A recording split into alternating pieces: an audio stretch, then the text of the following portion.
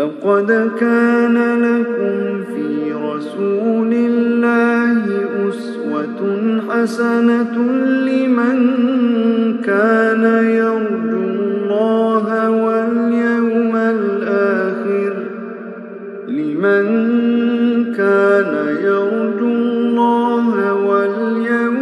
الآخر وذكر الله كثيرا. بسم الله الرحمن الرحيم. الحمد لله والصلاة والسلام على رسول الله وبعد. السلام عليكم ورحمة الله وبركاته. Урматтуу момун мусулман бир туугандар, пайгамбарыбыз Мухаммад саллаллаху алейхи ва салламдын өмүр баяны тууралуу болуп жаткан сира сабагыбызды окуунандан ары улантабыз. Аллах Таала мына ушул сабактарыбызга береке берсин. Амин я раббал аламин. Биз өткөн сабакта Курайш капырлары, Курайш мушриктери пайгамбарыбыз саллаллаху алейхи ва салламдын дааватын токтотуу максатта пайгамбарыбыз саллаллаху алейхи ва салламдын алдына ар кандай азгыруучу, алдоочу сунуштары менен келишип, бирок эч бир натыйжага жетишпегендиктерден кийин пайгамбарыбыз саллаллаху алейхи ва салламдын амекиси Абу Талиптин алдына пайгамбарыбыз саллаллаху алейхи ва салламды өз колдонуна салып берүүсүн талап кылып келишти.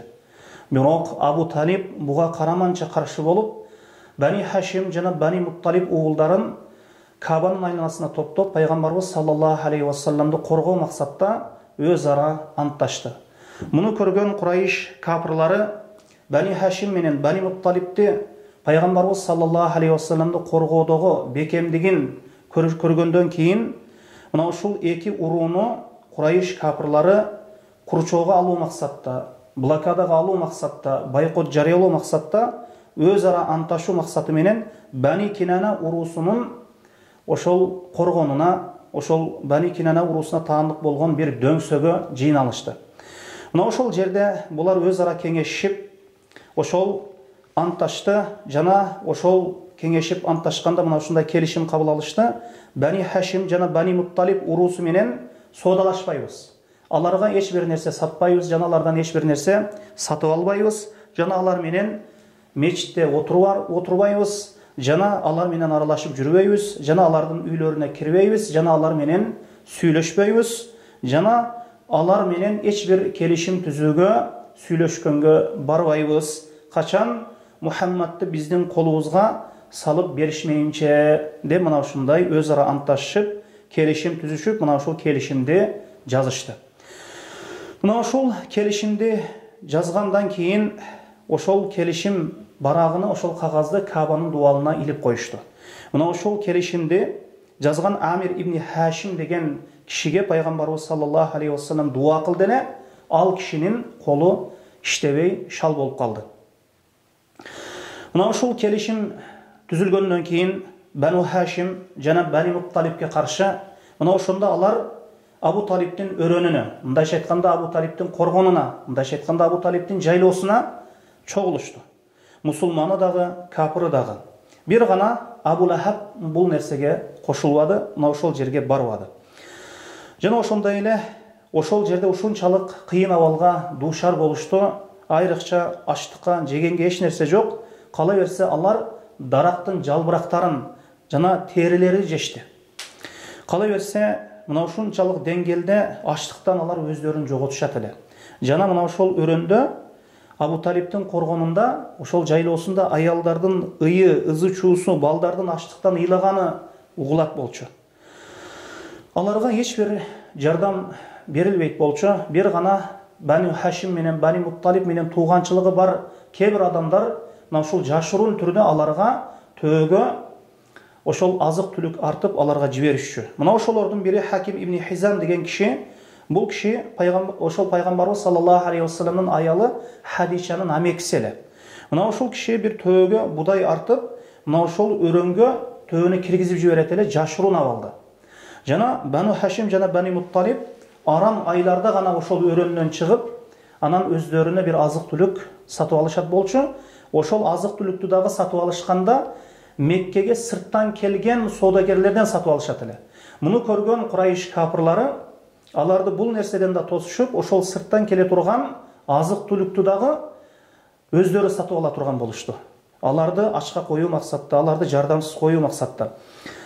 Анан пайгамбарыбыз саллаллаху алейхи вассалам мына ушул кыйынчылыктарга, мына ушул курчоого, мына ушул блокадага карабастан пайгамбарыбыз саллаллаху алейхи вассалам Аллахтын дининдеги дааватта бекем туруп, өзүнүн дааватын улантты. Айрыкча пайгамбарыбыз саллаллаху алейхи вассалам ажылык күндөрдө, ажылык мезгилинде ар кайсы тараптан келген араб урууларына пайгамбарыбыз саллаллаху алейхи вассалам аларды таухидке чакырып, динден кайтарат эле.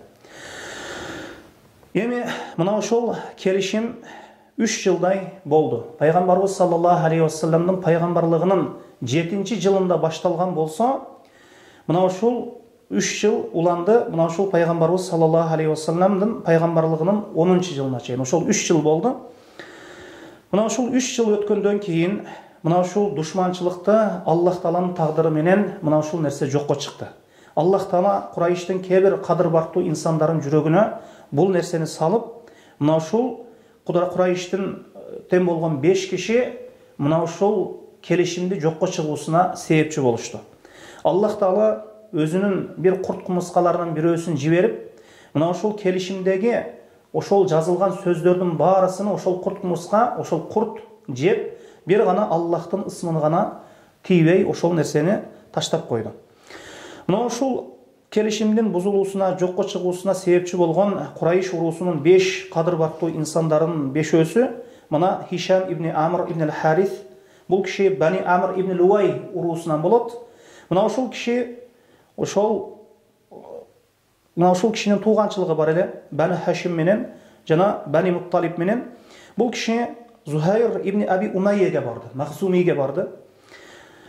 Анан бул киши менен сүйлөштү. Андан кийин Мутаи ибн Адиге барды. Андан кийин Аби ал-Бухтари ибн Хишамга, ал-Бухтари ибн Хишамга барды.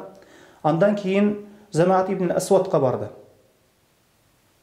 Кийин мына ушул 5 кишиге жолугуп бүткөндөн кийин алар өз ара мына ушул Бани Хашим менен Бани Мутталиб менен тууганчылыгы бар экендиктерин эстешкенден кийин мына ушул нерсени айтып бири-бирине айткандан кийин алар мына ушундай келишимге келишти. Мына ушул келишимди жана курчоого алынган келишимди ушул блокаданы жокко чыгаруу боюнча мына ушуга келишип, анан эрте менен Курайш капырларынын ошол башчылары Масжидул Харамда Кабанын айланасында турган убакытта Зухайр келип Кабаны айланып, таaf кылып, андан кийин ошол жерде турган элге кайрылды. О Ахле Мекке деди. О Мекке эли, мына биз жеп ичип жатабыз, кийип жатабыз. Мына ол Бани Хашим менен Бани Мутталибди мындай абалда таштап кое турган болсок, алар чоң бир балекетке, өлүмгө жолуга турган болду, ачлыктан өлүп кетише турган болду. Алардын биз менен тууганчылыгы бар. Алар менен эч бир соода сатыкты үздүк, алардан эч бир нерсе сатып албайбыз, сатпайбыз. Мына ушул нерсе, мына ушул келишим жокко чыкпаса мен отурбаймын деди. Тура берем, мына ушул турган жеримде тура берем, отурбаймын деди. Мына ошондага каршы чыккан Абу Жахил, сен жалган сүйлөдүң, бул келишим жокко чыкпайт деп ага каршы чыкты. Мына ошондо аны колдоп Замаа, ошол Зухайрды колдоп Замаа айтты. Аллахка ант, сен адамдардын эң жалганчысы Абу Жахил деди. Биз мына ушул келишим түзүлгөн убакытта, ушул нерсе жазылган убакытта биз разы болгон эмес элек деди. Анан Абул Бухтари дагы Замааны колдоп чыкты. Туура айтасың, биз дагы мына ушул келишим жазылган убакытта разы болгон эмеспиз деп айтты. Андан кийин мына ушул экөөнү Замаа менен Бухтарини Ал-Мутаим ибн Ади дагы колдоп чыкты. Аллахка ант, бул нерсеге бизди тиешебиз жок, биз бул нерсеге разы эмеспиз деди. Жана аны дагы Мутаим ибн Адини Хишам ибн Амр дагы колдоп чыкты. Мына ушул 5 киши мына ушул маселени көтөрүштү. Ошол келишимди жокко чыгаруу максатын. Мына ушул келишимди жокко чыгаруу максатта мына ушундай көтөрүлүштү. Ошондо Абу Жахил бул орунда чечиле турган бул келишим бул орунда жокко чыга турган орун эмес. Бул жерде муну буза албайбыз. Башка бир жерде бузушубуз керек, буза турган болсок. Буну өз ара кеңешип бузуубуз керек, жокко чыгаруубуз керек деп Абу Жахил каршы чыкты. Мына ошондо мечиттин бир тарабында отурган Абу Талиб аларга кабар бериш үчүн пайгамбарыбыз саллаллаху алейхи вассалам кабар берген кабар бериш үчүн алардын алдына келди. Пайғамбарыбыз саллаллаху алейхи вассалам Абу Талибке эмнени кабар берген эле? Жанагы келишимде курт жеп койгондугуну, Аллах Тааланын мужизасы менен, кудурети менен бир курт, ошол бир курт кумуска жеп койгондугуну, бир гана Аллахтын ысымы калгандыгыны аларга кабар бериш үчүн Абу Талибти жибергенин, Абу Талиб аларга кабар бериш үчүн ошол келген эле. Мына ошондо алар Курайш капырлары келишимди жокко чыгаруудан баш тартып тартышып туруп алган убакытта ошондо Абу Талиб аларга айтты: андай эмесе, мына ушул нерсе мен силерге кабар берейин, ошол келишимди курт жеп жиберди. Анда эч бир нерсе калбады. Анда бир гана Аллах деген ысымды ошол курт жеген эмес. Мына ушул нерсе акыйкат болсо, келишимди жокко чыгарасыңар. Эгер акыйкат болбосо, анда Мухаммадты силердин колуңарга салып беремин деди. Мына ошондо алар макул болушту. Эми инсап кылдың, эми туура айттың Абу Талиб деп Курайш капырлары макул болгондон кийин Мутаим ошол келишим жазылган баракты, ошол кагазды көрсөттү эле. Мына ошол курт, ошол бир курт кумуска ошол келишимде жазылган жазуулардын баарысын, Аллах деген ысымдан башка сөздөрдүн баарысын жеп салган болчу. Бир гана Аллах деген ысым калган эле. Мына ошону көргөндөн кийин алар келишимди жокко чыгарууга, ошол блокада үчүн, курчоо үчүн Бану Хашимге каршы, Бану Мутталибке каршы түзүлгөн келишимди жокко чыгарууга аргасыз болушту. Анан мына ошол мужизаны, ошол сахифадагы жазылган, ошол келишимде жазылган, ошол кагазда жазылган сөздөрдүн баарысын жеп, ошо бир гана Аллах сөзүнө калтырып койгон ошол курттун, ошол курт кумусканын. Муну көргөн Курайш капырлар мына ошол Аллахтын мужизасын, аятын өз көздөрү менен көрүп, мына ушул нерседен баш тартышып, мына ушул нерсени кабыл албай коюшту. Жана алар өздөрүнүн ошол чектен чыгууларында туруп алышты. Мына ушинтип Бану Хашимге болгон жана Бани Мутталибке болгон курчоо блокада алынды. Анан мына ушул нерсе бүткөндөн кийин пайгамбарыбыз саллаллаху алейхи вассалам мына ошол курчоого алынган өрөөндөн чыкты. Анан Курайш капырлары Абу Талибтин алдына дагы кайра келүүгө дагы даярдана башташты. Анан алар өз ара сүйлөшүп мындай чечимге келишти. Азыр мына Абу Талибтин жашы 80ге жетип калды, 80ге таяп калды. Эгер аны тирүүлүгүндө Мухаммадты колубузга түшүрбөсөк, эртең араб айланадагы бардык араб уруулары айтып чыгат. Мына алар Абу Талиб ошол тирүү убакытта Мухаммадке эч бир нерсе кылыша алган эмес, колдоруна түшүрө алган эмес. Эми Абу Талиб ааламдан өткөндөн кийин, өлгөндөн кийин эми Мухаммадке зыян бере башташты. Бул алардын алсыздыгы деп айланадагы арабтар сүйлөп чыгат. Мына ушул нерсени алдын алайлы деп Абу Талибтин алдына пайгамбарыбыз саллаллаху алейхи вассаламды өз колдоруна салып берүүсүн талап кылып келишти. Ошол бир нече талаптары менен. Мына ошондо Абу Талиб пайгамбарыбыз саллаллаху алейхи вассаламды чакырды. Чакырып, мына ошол коому алып келген сунуштарды, коому айткан сөздөрдү Абу Талиб пайгамбарыбыз саллаллаху алейхи вассаламга айтты эле. Пайгамбарыбыз саллаллаху алейхи вассалам айтты амекисине: "О амеким" деди. "Мен алардан каалаган нерсем бир эле сөздү каалаймын" деди. Алардан каалаган нерсем бир эле сөз. Мал, мүлк, мал, дүйнө каалабайм алардан. Алтын, күмүш каалабайм. Бийлик, мансап каалабайм. Бир гана сөздү каалайм. Ла илаха илlalloh. Мына ошол таухид калимасын айтып исламга киришсин. Мына ошол нерсени гана каалайм деди. Ла илаха илlalloh. Алар бардык жалган илахтарды жокко чыгарсын, бир гана Аллахты чыныгы илах, чыныгы сыйынылуучу зат деп ырасташсын. Мына ошол нерсени гана каалайм деди. Мына ошол нерсени Абу Талиб Курайш капырларына айткан убакытта Курайш капырлары бул нерсеге ошол жерде турушуп, аябай ызычуу салышып, аябай тынчсызданышып, анан акырында айтышты: "Ажалал алихата илаху вахида, инна хада ла шейун уджаб." Мухаммад биздин илахтарды, көп илахтарды, ошол 360 илахты бир илах кылабы экен, бир сыйынылуучу зат кылабы экен. Бул кылганы, бул нерсеси өтө таң калыштуу нерсе деп ошол жерден баш тарткан абалда Абу Талибтин алдынан баш тарткан абалда кетишти. Бул аракеттери дагы эч бир майнап чыкпады бул аракеттеринен. Эми мына ушул Амул Хузун пайгамбарыбыз саллаллаху алейхи вассаламга аябай кайгылуу күндөр, кайгылуу сааттар жакындап келе баштады. Эми пайгамбарыбыз саллаллаху алейхи вассаламдын өмүрүндө эң кайгылуу, капалуу сааттар, өтө кайгылуу күндөр Абу Талиптин өлүмүнөн кийин жана Хадича радыйаллаху анханын өлүмүнөн кийин болгон. Эми Абу Талиптин өлүмүн айта турган болсок, Абу Талип ошол өрөндө 3 жыл бою Курчоодо блокадада турган убакытта анча алдан тайып калган болчу. Мына ушул нерсе аны шаштысыны кетирип койгон эле. Анан Абу Талип мына ошол Курчоодон чыккандан кийин ооруп калды. Анан ооруп мына ошол оорусунан төшөктө тура албай калды. Мына ошондо Абу Жахил жана Абдуллах ибн Умайя деген эки капыр ошол Абу Талиптин алдына келишти. Мына ошондо пайгамбарыбыз саллаллаху алейхи вассалам Абу Талиптин башында туруп: "Я амми, кул ла илаха иллаллах калиматан ухаджу лака биха индаллах." О амеким, ла илаха иллаллах деп айтыңыз. Мына ушул сөздү сизге ошо Аллахтын алдында сизге далил кылайын. Мына ушул ла илаха иллаллах деп исламга кириңиз, мусулман болуңуз деп айткан убакытта, исламга чакырган убакытта пайгамбарыбыз саллаллаху алейхи вассалам өз амекисин ошондо жанында турган жанагы экөө капыр айтышты: "Я Аба Талиб" деди. "О Абу Талиб, атаргабы ан миллати Абдул Мутталиб, сен атаң Абдул Мутталибтин дининен кайтасыңбы?" деп мына ушундай аны азгырышты, баштаттырышты.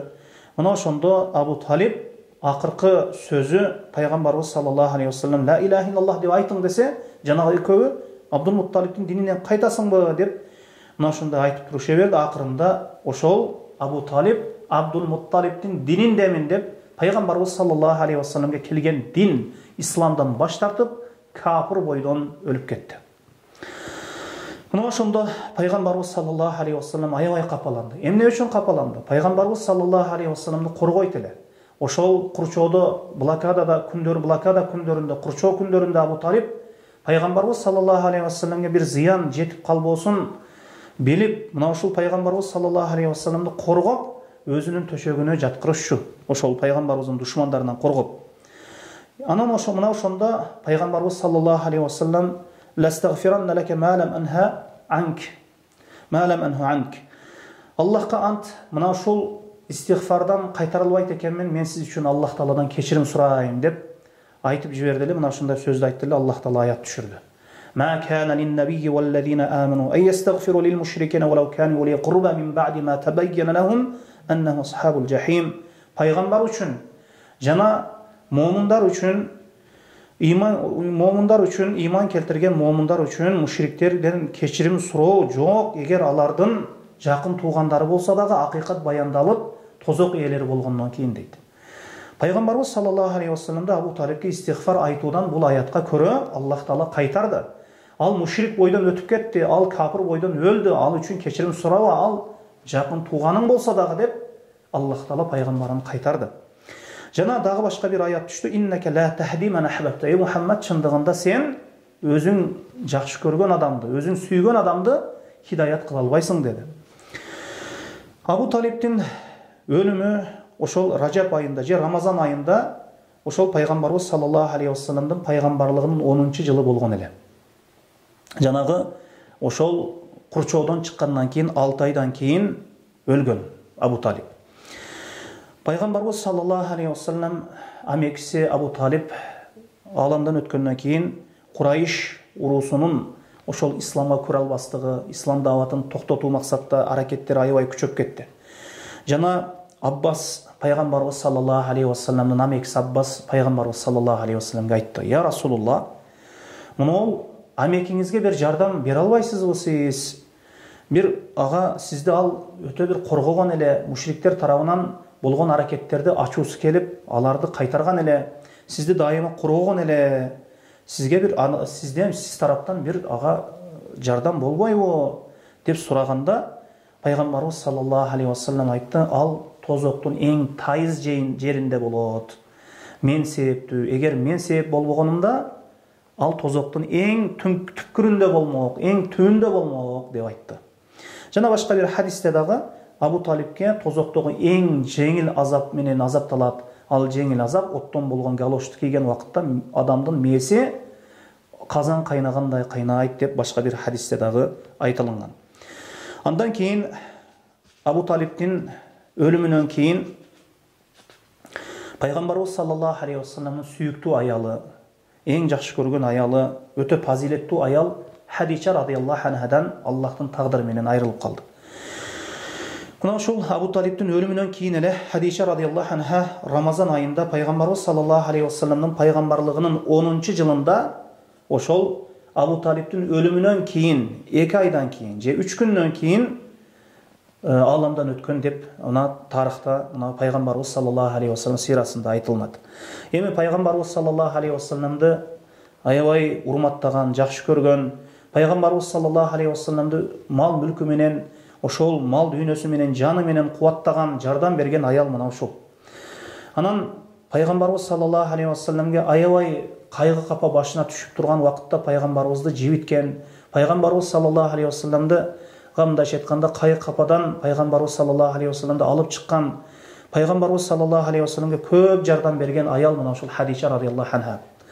Жана ошондой эле Пайғамбарыбыз саллаллаху алейхи вассаламга вахий алгач түшкөн вакытта Гари Хирадан Пайғамбарыбыз өтө коркуп, титреген абалда өлүп каламбы деп, мени ороп койгула деп, мына ушундай коркуп, титреп келген вакытта сиз адамдарга жакшылык кыласыз, эч бир акыйкат тарапсыз, эч бир адамды жардамсыз койбойсуз, көп жакшылыктарды кыласыз, тууган урук менен мамилени бекемдейсиз, сизди Аллах Таала эч качан таштап койбойт, кайгыланбаңыз деп Пайғамбарыбыз саллаллаху алейхи вассаламга өзүнүн жакшы насааттары менен жардам берип, өзүнө келтирген, кайгы кападан алып чыккан аял мына ошол Хадича радиаллаху анха болот.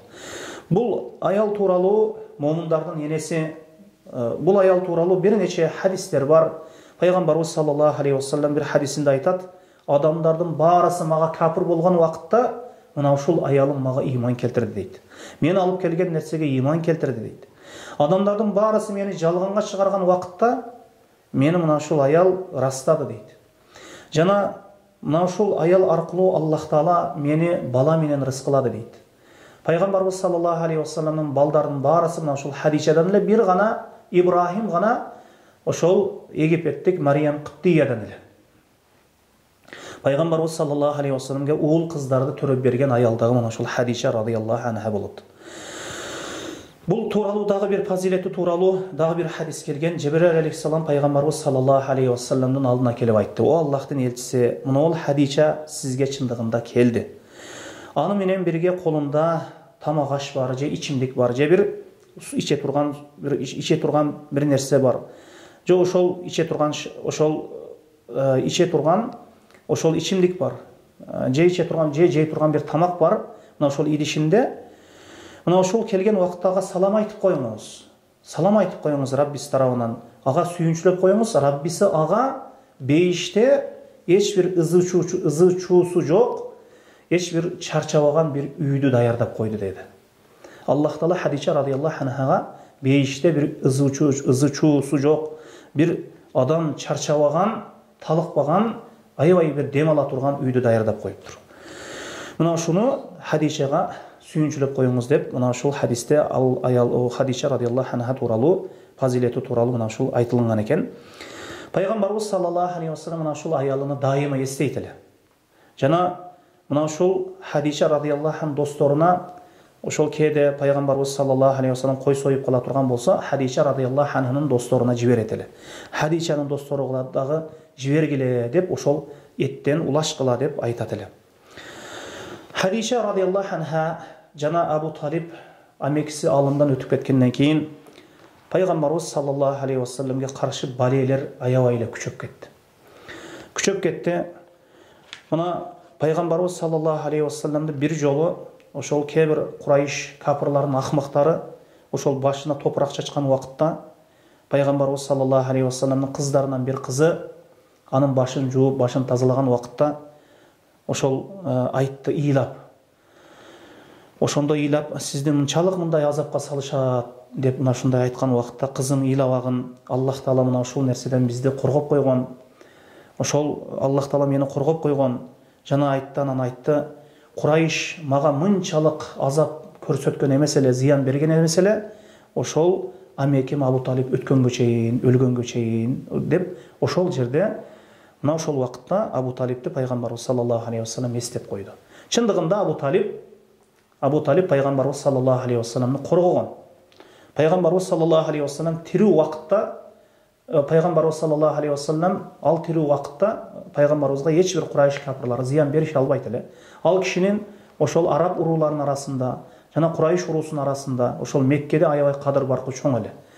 Ошол ешбир түздөн түз пайгамбарыбыз саллаллаху алейхи вассаламга зыян бергени батын алышпайт болчу. Коркушат болчу, сестенип турушат болчу. Ал эми Абу Талиб өткөндөн кийин алар ээн эркин түрдө пайгамбарыбыз саллаллаху алейхи вассаламга зыян берише турган болду.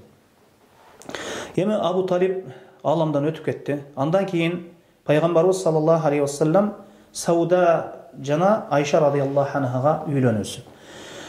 Мунун дагы пайгамбарыбыз саллаллаху алейхи вассаламдын өмүр баянында өзгөчө орду бар. Шаввал айында ошол Хадиша радиаллаху анха аламдан өтүп кеткенден кийин пайгамбарыбыз саллаллаху алейхи вассалам Сауда бинти Замаага үйлөндү. Бул аял Сакран ибни Амрдын аялы эле. Булар алгач исламга кирген момун мусулмандардан эле жана Хабашистанга хижрат кылышып, кийин Меккеге кайтып келишкенде күйөөсү Сакран ибни Амр аламдан өтүп кеткен эле.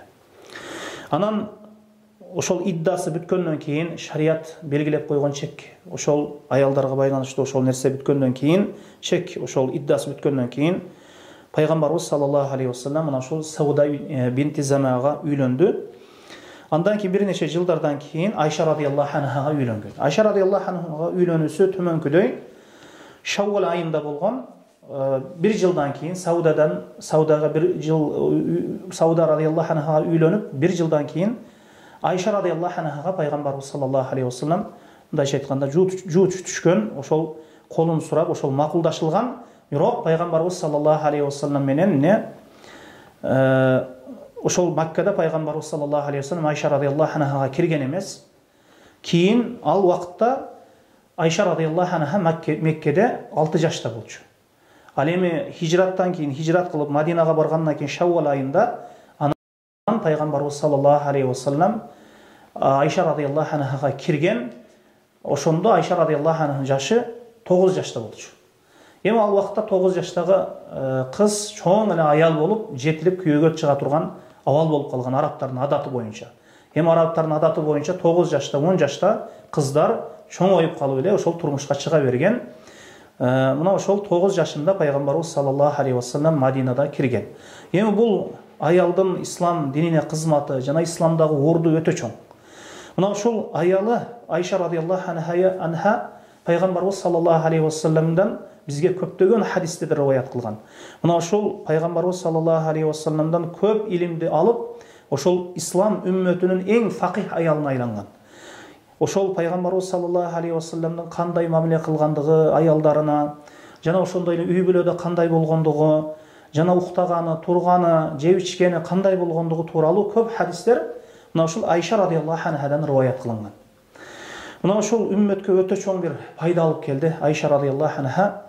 Biz Ayşe radıyallahu anha mu'minlardan yenesi, Peygamberimiz sallallahu aleyhi ve sellem'in ayaldары mu'minlardan yenesi болады. Biz Peygamberimiz sallallahu aleyhi ve sellem'in ayaldарын жақсы көрөбүз. Алар энелерибиз катарында. Мына ошондуктан урмат кылабыз.